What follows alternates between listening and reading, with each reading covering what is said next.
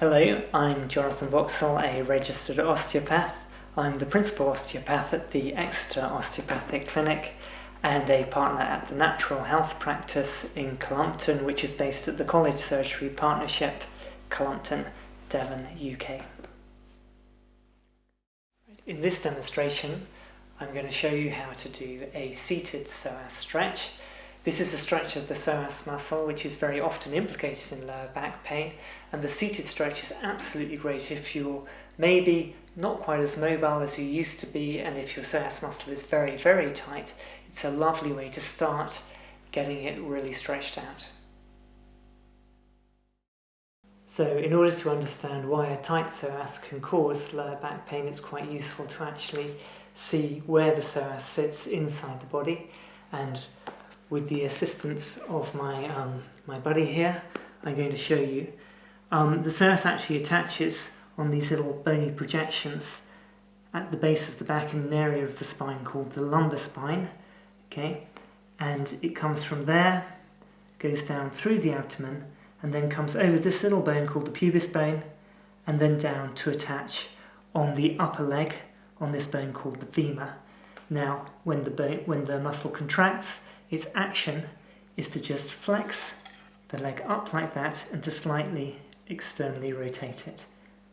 So you can imagine if it's getting tight, it'll be putting quite a lot of pressure on those little projections here. So now you're going to learn how to do a perfect seated psoas stretch in a few easy steps. First of all, you start sitting at the very edge of the bed. It doesn't matter if the mattress is a little bit soft. Beth, if you'd like to just gently lie back, it's useful to have prearranged the position of the pillow so that your head can lie comfortably. And then what you need to do is first of all raise one leg. Beth, if you'd like to raise your right leg, holding it with both hands. Okay. And then exhale as you gently pull the knee towards you, and you should feel a nice comfortable stretch from here through to there, going across there, as you just comfortably stretch that psoas.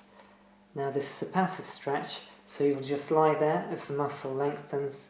Maybe visualize the leg coming towards the floor, the foot coming towards the floor, and just get a sense of the heaviness of that leg as the muscle stretches out. And you can hold that for between 20 to 30 seconds.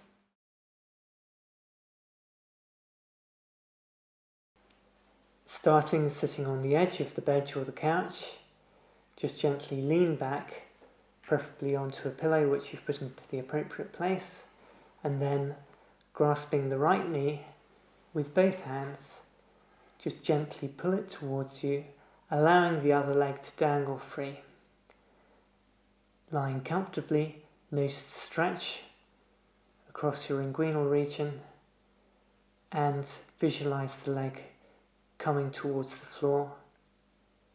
Let the leg have a sense of heaviness, and just allow that to stretch passively for about 20 seconds to 30 seconds. When you complete the stretch, just let go of the knee and allow the leg to gently come down, and then use both arms to leave yourself up.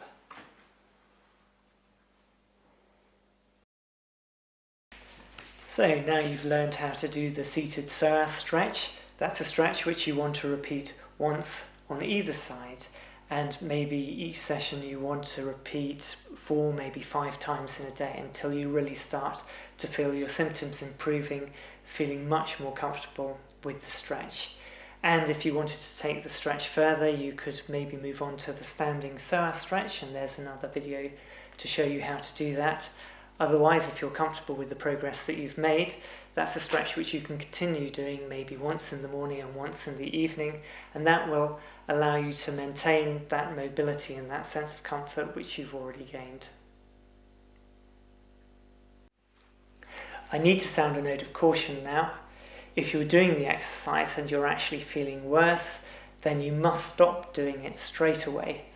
And as with any exercise, it's vital that you consult either a physician or a professional like an osteopath who can give you an opinion as to whether it's safe and beneficial to proceed with this exercise.